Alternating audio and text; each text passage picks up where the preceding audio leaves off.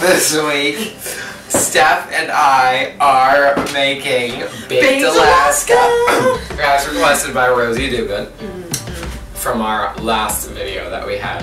What you're going to need is a cake. It can really be any kind of base you want. It could even be like a cookie base or something. But we have a cake base because that's what the recipe we're using called for. If you want the recipes that we're using today, you can just check them out in the link below. It says that you can use this as one big thing of Baked Alaska, but everyone that I've seen is just a small individual thing. So what I'm going to do is cut this into quarters. So after you've cut your cake into quarters, you're just going to put them onto a baking sheet, cookie sheet.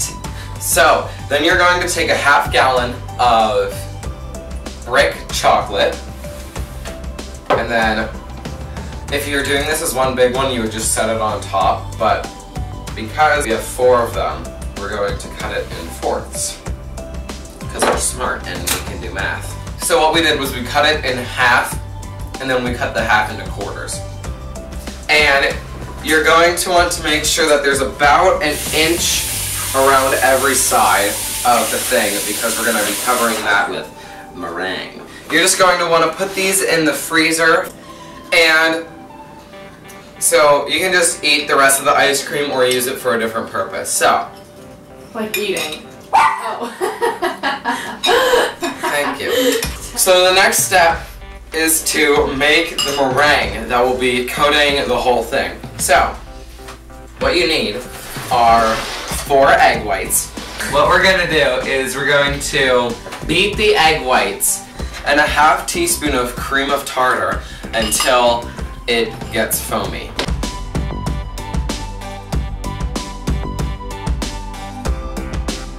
So now that our egg whites and cream of tartar are foamy, you're going to add in 2/3 cup of brown sugar gradually until the peaks are stiff and glossy. As you're beating in your brown sugar, you're going to want to preheat your oven to 500 degrees.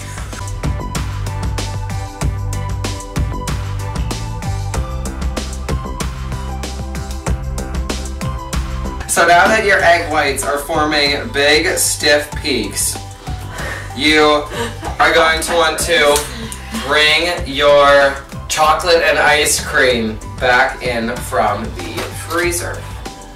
And you're going to want to just put the egg whites to a piping bag, or you could just use a spatula thing, just spread them on. But I don't know what those are called, so I'm just going to call it a spatula thing.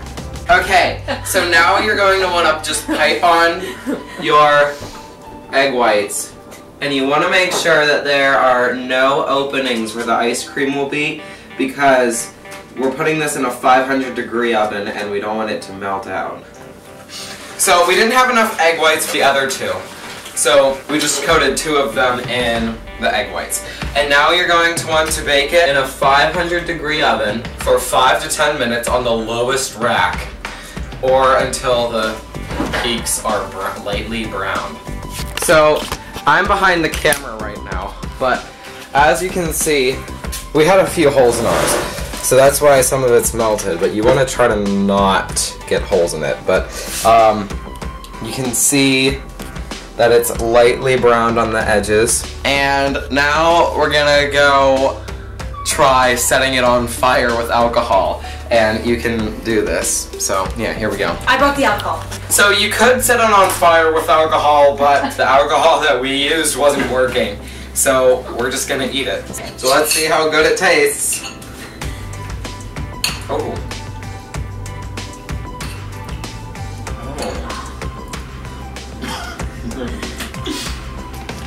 Ooh. That tastes really good. It tastes like Fancy. marshmallows. It tastes like a wedding. It tastes like chocolate and marshmallows. I'm having more. It tastes like the 1930s. Yeah. Because that had a taste. Okay, so thanks for watching this week's video, guys. If you liked it, make sure to give it a big thumbs up. Oh, and if you have any recipes that you would like us to bake,